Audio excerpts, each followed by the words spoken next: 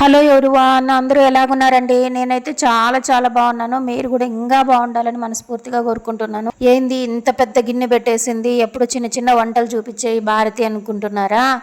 ఆ రోజు షూట్ కోసం ఉపేంద్ర వాళ్ళు మా ఇంటికి వచ్చినారండి. అందరూ అడుగుతున్నారు కదా, పిల్లోడు ఎట్లా పరిచయము, ఏమి ప్రమోషన్ కోసం చేస్తున్నావా పిల్లోడు ఛానల్లోనా అని అంటున్నారు కదా.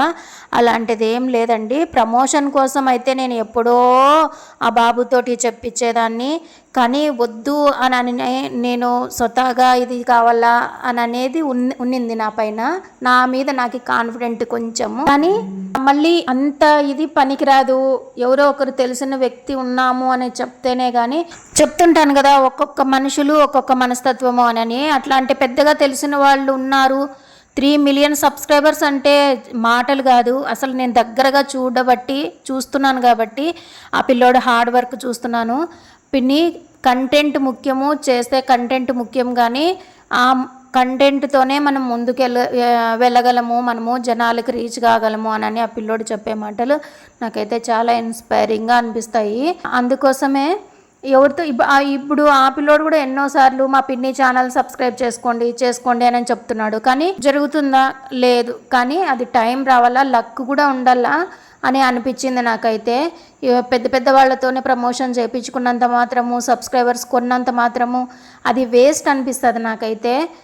అట్లా చేయాలనుకుంటే నేను ఎప్పుడో ఛానల్ స్టార్టింగ్లోనే చేద్దును, కానీ ఏదో సరదాగా స్టార్ట్ చేసిన ఛానల్ని మళ్ళీ సీరియస్గా చేయాలి అని ఈ ఇయర్ జనవరి 22 అందరికీ గుర్తుండిపోయేటట్టు చేసిన అయోధ్యలో రాముడి విగ్రహ ప్రతిష్ట లేదా ఆ రోజు అనమాట. ఆ రోజే నా బర్త్డే, ఆ రోజే ఛానల్ స్టార్ట్ చేసినాను.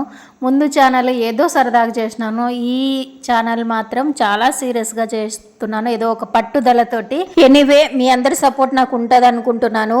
ఆ పిల్లలకి చికెన్ బిర్యానీ అంటే అంతకుముందు వచ్చినప్పుడు నాన్ వెజ్ అంటే ఇష్టము అని చెప్పినాడు ఆ బాబు. అందుకోసం మంచిగా చికెన్ బిర్యానీ చేసి పెడదాము అని అనుకున్నాను. అంత మంచిగా అంత పర్ఫెక్ట్గా రాదు నాకు. అందుకు సపరేట్ మసాలా అన్నము, మామూలుగా చికెన్ కర్రీ చేస్తూ ఉంటే, నీకు వస్తుందా స్మైలీ అంటే, నాకు వస్తుందా ఆంటీ అని చెప్పింది. నేను ఎప్పుడంతేనండి, పక్క వాళ్ళని ఫుల్ కాన్ఫిడెంట్గా నమ్మేస్తానంటే మనకన్నా ఇంకా బెటర్గా చేస్తారేమో అని అనుకుంటాను. మధ్యలో షూట్కి నేనన్నా వెళ్తున్నాను, ఆ పాప చూసుకుంటుంది, ఆ పాప వెళ్ళినప్పుడు నేను చూసుకుంటున్నాను. అట్లా లాస్ట్కి నేనే చూసుకున్నాను కూర అన్నము. మంచిదయింది మొత్తానికి. అట్లా చేసి ఇట్లా చేసి రెండు మంచిగానే చేసేసుకున్నాము. మధ్యలో గ్యాప్ ఇచ్చి ఇద్దరు కలిసి చేసినాము. అంత పర్ఫెక్ట్గా ఏం లేదు, దీన్ని చూసి అసలు ఫాలో కాకండి.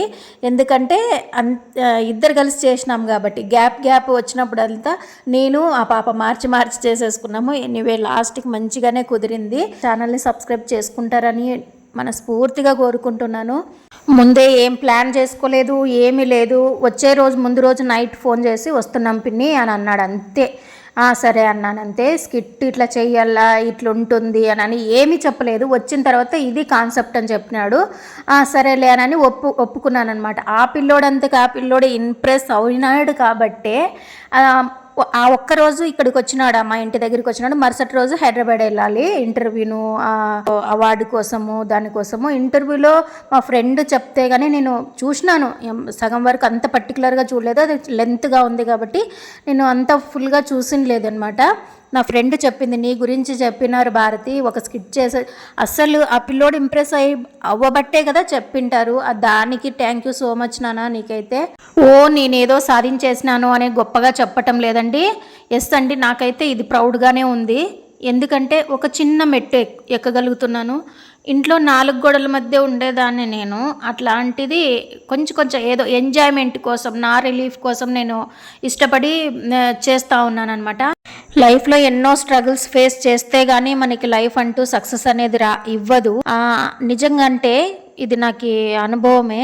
స్ట్రగుల్స్ మాత్రం ఫేస్ చేస్తూనే ఉన్నాను. ఆ పిల్లోడు కూడా అదే ఇంటర్వ్యూలోన అందరూ కుక్కలు నెంటేసుకొని తిరిగితే కుక్కలోడు ఎవరో మనకు తెలియని వ్యక్తులు అంటున్నారు అంటే వదిలేస్తామండి. తెలిసిన వాళ్ళే అంటున్నప్పుడు ఎంత బాధ ఉంటుంది చూడండి. అది 1 డే వచ్చి స్పెండ్ చేసి రూమ్లో అట్లా ఉండి తీసుకొని వెళ్ళిపోయినారనమాట.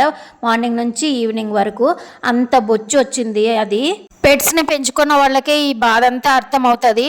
స్టార్డమ్ వచ్చి పడిన తర్వాత మావోడు అంటారు అందరూ. ఈ లోకం తీరే ఇంత.